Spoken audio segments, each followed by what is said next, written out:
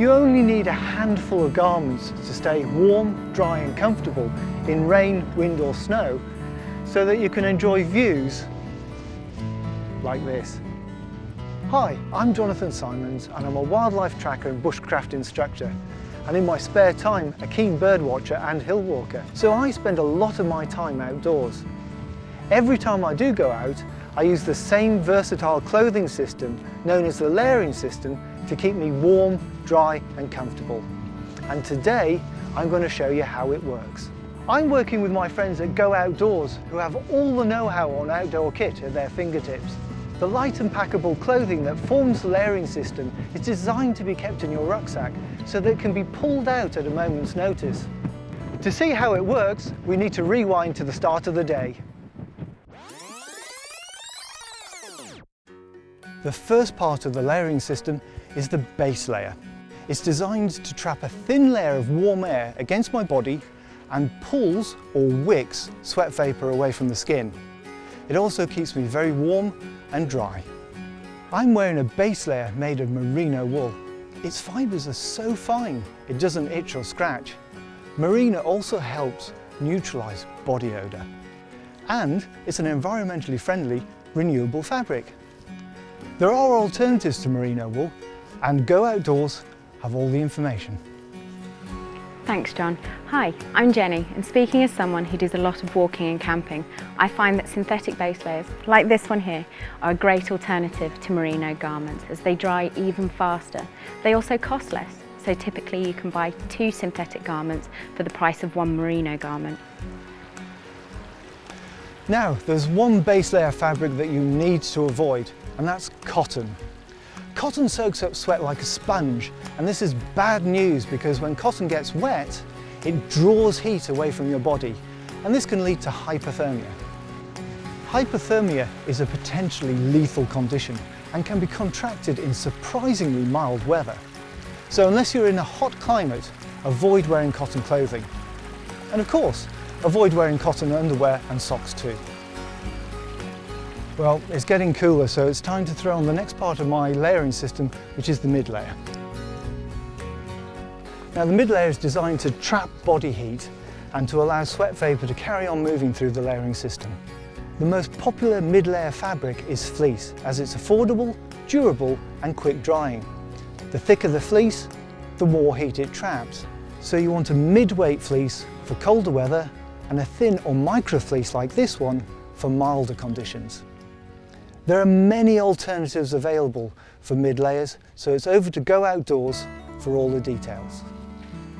Many mid-layers are designed for specific outdoor uses, but broadly speaking, all can be divided into either active or passive garment categories. Fleece garments, like this one here, designed for active use, are warm whilst on the move as they allow sweat and excess heat to escape. Some mid-layers are made from a material that repels wind, rain and snow.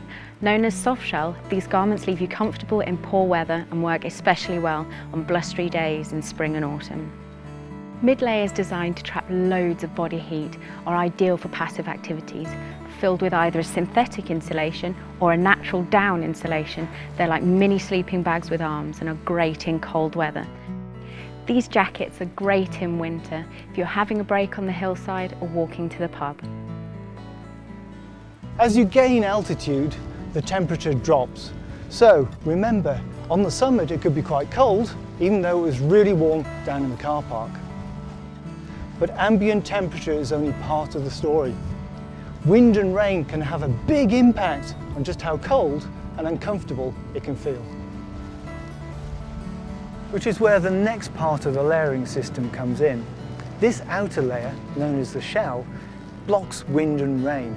It also allows my sweat vapour to leave the layering system. Now, I'm wearing a waterproof Marino shell and I'm feeling very comfortable indeed. Lovely. There are 3 types of shell: paramo, membrane and coated nylon. They all do a great job in keeping out the elements, but they vary in how quickly they allow sweat vapour to move from the inside to the outside of the garment. Paramo's nick wax analogy fabric, which is what John is wearing, and membranes are the 2 types of waterproof and breathable materials that are best suited for active use. Paramo is very breathable and great at keeping you comfortable in many weather conditions, but the material is heavier than some membranes and coated nylons. Membranes such as Gore-Tex, Event and Dew Point are lighter and more packable than Paramo, but they don't breathe quite as effectively. The third type of outer layer is a coated nylon. These shells are designed for passive activities such as walking the dog, short rambles with a day sack, or hiking to the pub. Coated nylons are less expensive and less breathable than Paramo or membranes and will feel sweaty during arduous activities. All of these base, mid and outer layers are available in women-specific designs. You can use the layering system on your legs too. You can layer a pair of merino or synthetic leggings underneath your wind-resistant summer trekking trousers, and you can pull on a pair of breathable and waterproof over trousers should the weather come in. An alternative to the legwear layering system is a pair of softshell trousers like these. Softshell is a popular legwear material as it's time-consuming to adjust multiple layers on the move. Well, the summit's in sight. There's a definite chill in the air, so I think it must be time for my hat and gloves. Protecting and exposing your extremities is an easy way to fine-tune your temperature without having to stop to add or remove extra layers. I keep a hat and gloves in the pockets of my jacket so I can easily put them on. Well, it seems like John has reached the summit, so thanks for watching, and remember, with dozens of stores nationwide and an information-packed website, we got you covered, whatever the weather.